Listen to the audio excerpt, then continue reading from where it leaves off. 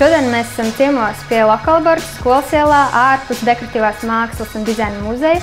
Šis ir plenērs, kurā jaunieši var iepazīt urbāno sporta veidu longboards. Dalībniekiem bija iespēja saprast, kādas ir šīs nianses un arī pašiem ķerties klāt pie sava dēļu dizaina prototipu izveides. Viss tiek darīts bez zāģiem un skaidām šoreiz. Tas notiekās vienkārši izmantojot papīru un kartonu, lineālus, nazīšus, cirkuļus, brīvu roku.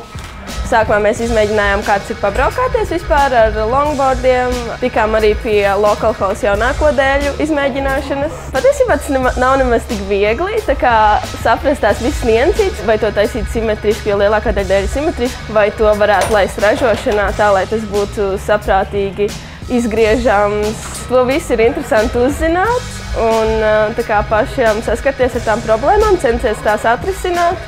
Tas ir roku darbs un teiksim, ka tajā var ieguldīt gan fantāziju, gan pielāgot tam, kā tu pats jūties ērtāk. Esam pielikuši savu radošo potenciālu un rokas, lai izveidotu modeli.